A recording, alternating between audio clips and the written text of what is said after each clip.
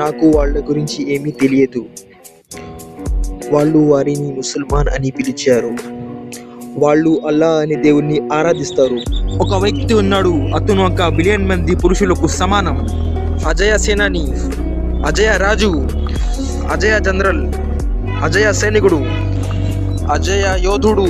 అతను తన కాలపు మహాశక్తులను నరికేశాడు. అతను ఫ్రాన్సిస్ సామ్రాజ్యాన్ని నరికేశాడు. అతను రోమన్లను నరికేశాడు. అక్బర్. అతను ఇరాక్ జయించాడు. అతను ఇరాన్ జయించాడు. అతను అర్మీనియా జయించాడు. అతను జార్డన్ జయించాడు. అతను సిరియా జయించాడు.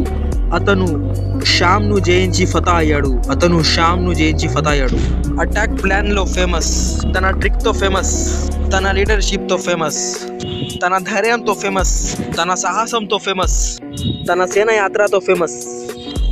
అదే వ్యక్తి పర్షియా ప్రిన్స్ కూడా అతన్ని సిఫార్సు చేస్తాడు. అదే వ్యక్తి బాజంటైన్ పురోహిత్ ఆయన్ని ప్రశంసించేవాడు. అదే వ్యక్తి ఒక యుద్ధంలో 9 ఖడ్గాలను ఉరిచిన వ్యక్తి. అదే వ్యక్తి రసూలు సల్లల్లాహు అలైహి వసల్లం అతనికి ఒక శీర్షిక ఇచ్చారు. అదే వ్యక్తి దీన్ని అబూబకర్ రదియల్లాహు అన్హు ప్రశంసించారు. అదే వ్యక్తి దీన్ని ఉమర్ రదియల్లాహు అన్హు ప్రశంసించారు. అదే వ్యక్తి అల్లాహు అక్బర్. 100 యుద్ధాలు ఊడిపోకుండా ఉన్న వ్యక్తి. 100 యుద్ధాలు ఊడిపోకుండా ఉన్న వ్యక్తి. 100 యుద్ధాలు ఊడిపోకుండా ఉన్న వ్యక్తి.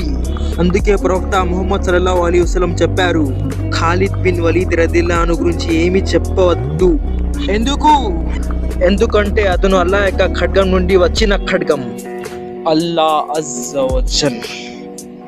నా మిత్రులారా, ఇది ఏ సినిమాతో కాదు, ఇది నిజం.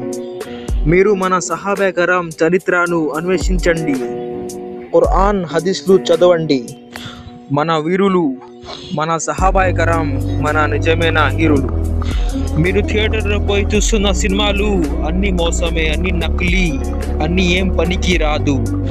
మనకు తీసుకోవాల్సిన మోటివేషన్స్ మన ప్రవక్తలతో, మన సహాబా కరాంతో, ఈ నకిలీ యాక్టర్స్తో కాదు. మన సహాబా కరాం జీవితం గురించి తెలుసుకుంటే మీరు అర్థం చేసుకుంటారు.